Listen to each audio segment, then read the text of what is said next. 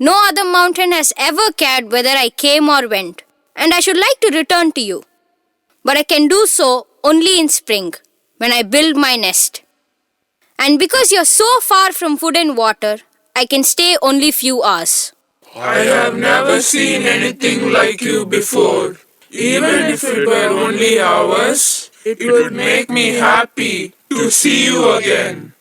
There's one more thing you should know. Mountains last forever. Birds don't. Even if I were to visit you every spring of my life, there might be only few visits. I will be very sad when your visit stops, but I will be even sadder if you fly away now and never return.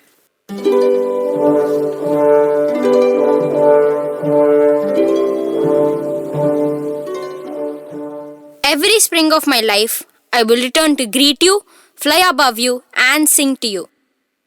And since I won't live forever, I will give to one of my daughters my own name, Joy, and tell her how to find you. And she will name her daughter Joy also, who will come to you in turn. Each Joy will have a daughter Joy, so that no matter how many years pass, you will always have a friend to greet you, fly above you, and sing to you.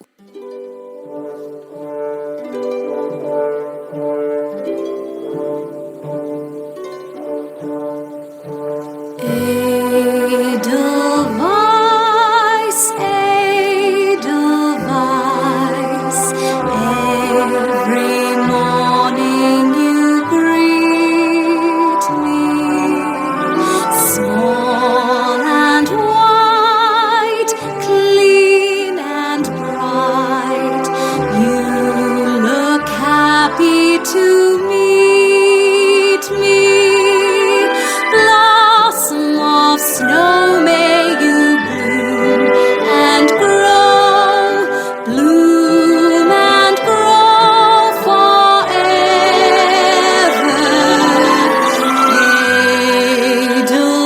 Edelweiss, Edelweiss, bless my homeland forever.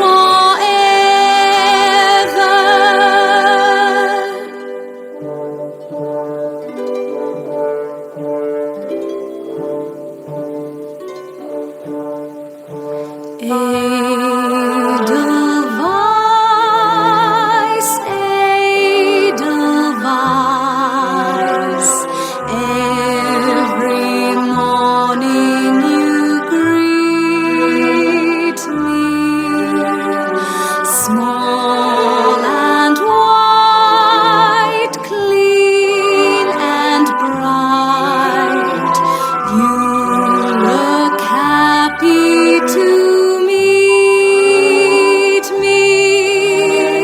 Blossom of snow, may you bloom and grow, bloom and grow forever.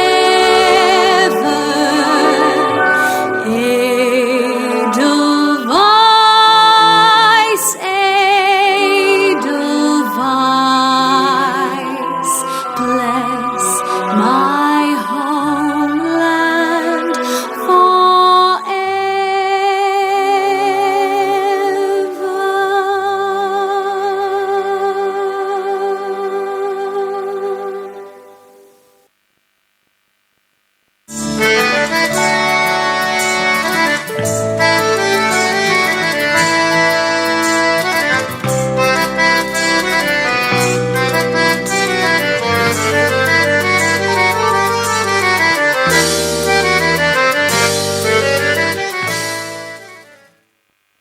After singing a melancholic song, Joy bid farewell to the mountain.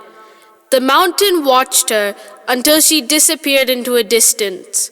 Year after year, Joy came to visit the mountain during spring. She would fly above, nestle against its side, singing. At the end of each visit, the mountain always asked, "Isn't there some way you could stay?" But Joy always answered back, "No, I will return next year." Each year, the mountain looked forward, more and more to Joy's visit. Each year, it became harder and harder to watch her go. 99 springs came and went this way. On the 100th spring, when Joy left, the mountain's heart broke, and from the deepest part of the mountain, tears gushed forth and rolled down the mountainside in a stream. What happened after that? That I will tell tomorrow. The goddess has blessed me with only so many words today, so please, everyone, go back home. Is this a love story between mountain and the bird, Nambiaya? No, this looks like a story of oneself and self-love. This is a philosophical story then. How are you supposed to understand all of this, Aya? We need romantic and action adventure story next time. Oh, I forgot that you have clay balls instead of a brain. Now leave me and my goddess alone. Run home.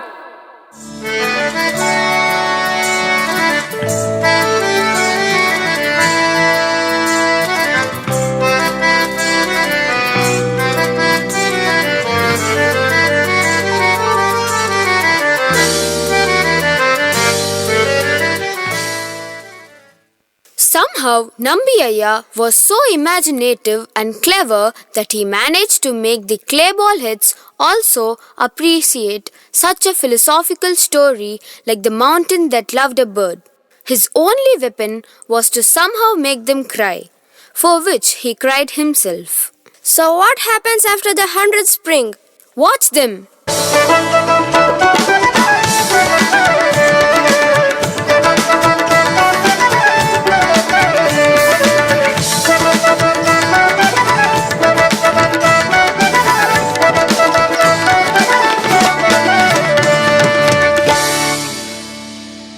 The mountain kept crying.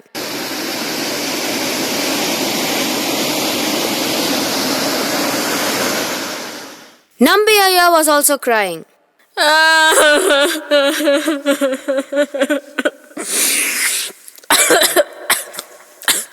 Villagers were crying.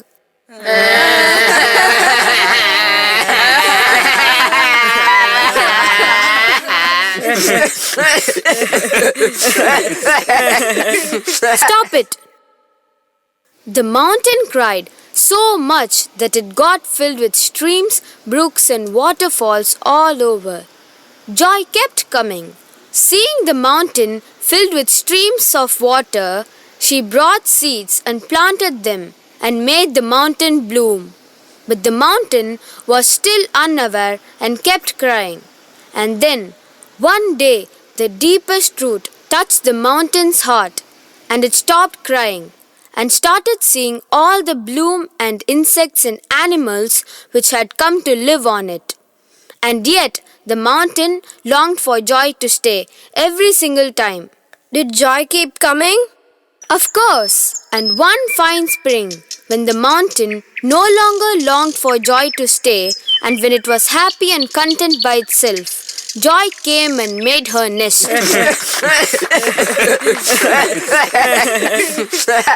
Now why are they crying? Happy tears for the end of the story. Perpetual enchantment. Yes, it is. That is the end of the mountain that loved a bird. Now, see you on Friday for the puja, and if I have the blessings of Devi, I will start a new story that day. Thank you, Aya.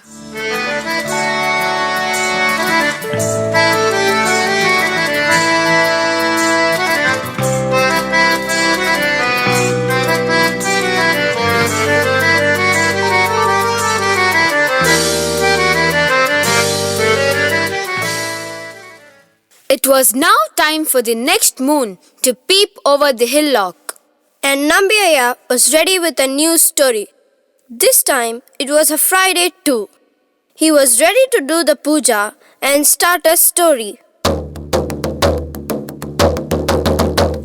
Aram Kata Deviye, Kulam Kata Deviye, Aram Kata Deviye, Kulam Kata Deviye, Nalari Vilurvamana Jodiye, Kalpartharulvaye, Deviye, Deviye, Aram Kata Deviye, Kulam Kata Deviye, Nalari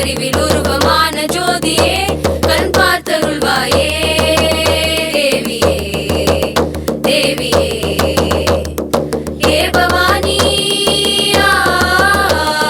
लोकमाता हे भवानी लोकमाता ஏழைகளின் வாழ்வு சுகம்தா சத்தியமே லட்சியமாய் சேவை செய்யவே பராசக்தியே நீ வரம் தா சத்தியமே லட்சியமாய் சேவை செய்யவே பராசக்தியே நீ வரம் தா பராசக்தியே நீ வரம் தா பராசக்தியே நீ வரம் தா Om Shakti! Parasakthi I speak the words of the goddess. Long, long ago, there lived in Japan a brave warrior known to all as my Lord Bag of Rice. His true name was Fujiwara, and there's a very interesting story of how he came to change his name. One day, he set out in search of adventures. He had not gone very far when he came to a bridge on a beautiful lake called Biwa. When he set foot on the bridge, he saw a huge serpent dragon. Fujiwara. Fujiwara.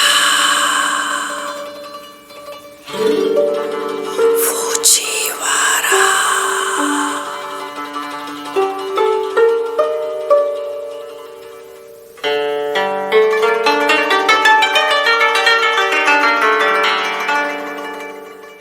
Was it you that called me just now? Yes, it was I. I have an earnest request to make to you. Do you think you can grant it to me? If it is in my power to do so, I will. But first tell me who you are. I am the Dragon King, and my home is in these waters, just under this bridge. What is it that you ask of me? I want you to kill my mortal enemy, the centipede, who lives on the mountain beyond. I have lived in this lake for many years, and I have a large family of children and grandchildren. For some time past, we have lived in terror, for a monstrous centipede has discovered our home, and night after night, it comes and carries one of my family. I am powerless to save them, and in my extremity, I determined to ask the help of a human being. For many days with this intention, I have waited on the bridge as a dragon. All men who crossed were scared and ran away, and finally you came and crossed me. Will you help me to kill my enemy, the centipede? I'll definitely help Your Majesty. Could you please tell me where the centipede resides so that I can kill it at once? His home is on Mountain Mikami, but as it comes every night at certain hour to the palace of the lake, it would be better to wait till then. Until then, you're welcome to our palace under the lake.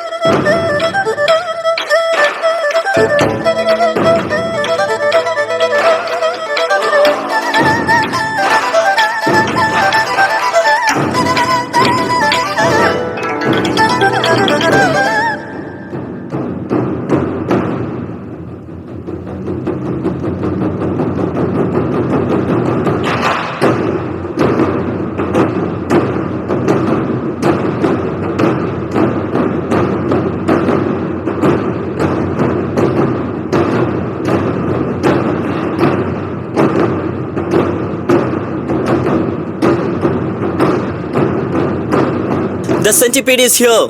Don't be afraid. I shall surely kill the centipede.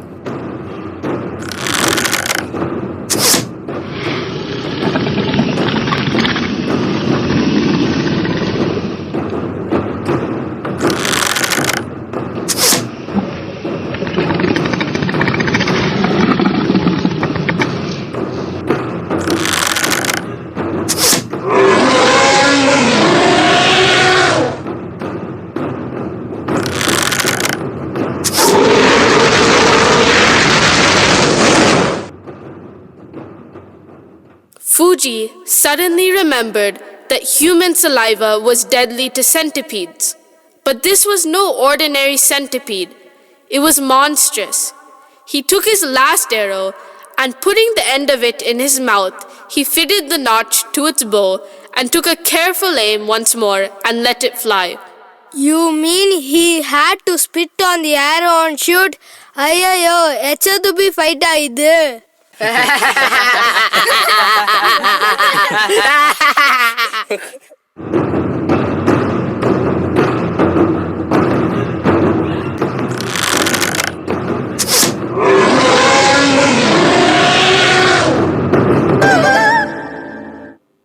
What happens after? How did he come to be known as my Lord Bag of Rice? Arasi Yajima? The Dragon King gifted him a few precious presents for saving his family. First was a large bronze bell. Second, a bag of rice, a roll of silk, a cooking pot, and another bell. However much was taken from the single bag of rice, the bag never grew less. The roll of silk never grew shorter, and the cooking pot was magical too. The fame of Fuji spread far and wide, as there was no need for him to spend on rice or silk or heating. He became rich and prosperous, and hence was known as my Lord Bag of Rice. Arsimute Ejama story was very nice, Nambiyaya. Not Arsimute Ejaman, he's a HDB fighter. Stop it, you clayball heads. Prostrate before Devi and leave.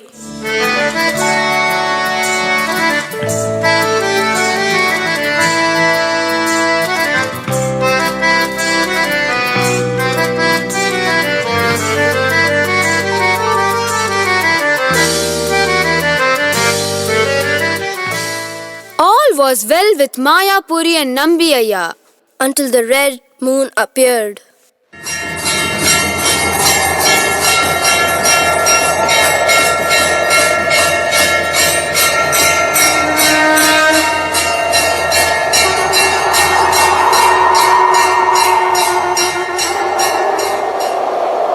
Silence!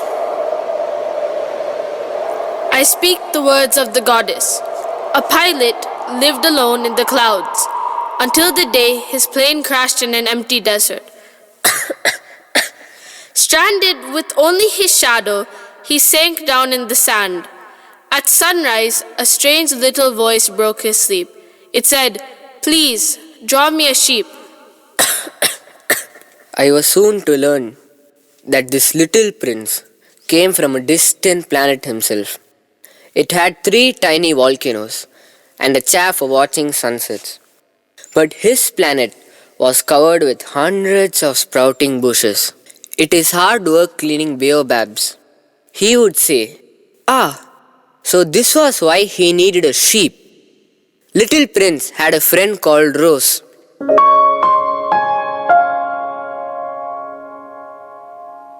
Your perfume filled this planet. Your beauty blazed like a flame. You light my heart. Yes, I am the one and only Rose. How exquisite you are. Am I not? Where is my breakfast? I do so hate droughts. A glass globe would keep the wind from me at night. I can fight a tiger. Look at my 4 thorns.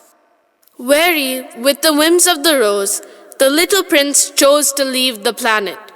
Tears pricked his eyes. "Goodbye," he said. "I hope you will be safe." The rose drooped a little. "I have my thorns." He did not see her crying. He did not see her say, "I love you." I love you.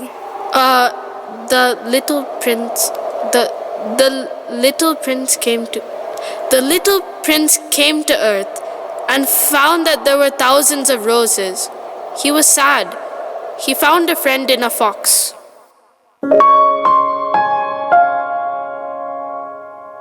There is only one rose. Ah, the 5,000 other roses mean nothing to you? Only one has tamed you. You are my boy. And you are my fox. But my rose? I know. She is listening to your footsteps. If you travel someday to a desert, wait a while beneath the brightest star, and if a little figure appears who speaks of a fox and a rose, you will know who it is. Please, if this happens, tell me he has come back.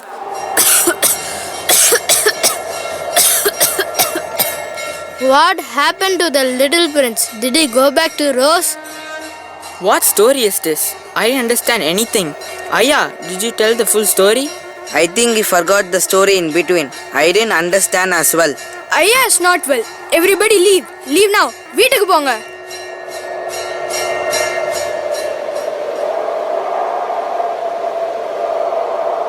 Another red moon and another story. Let us see if Nambiaya is going to tell us the story or leave us lurking like last time.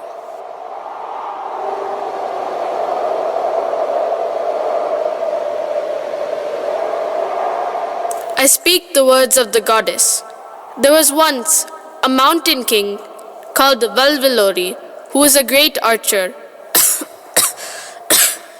He was such a skilled archer that he could pierce through an elephant, tiger, deer, pig, Komodo dragon, and a tree in one shot.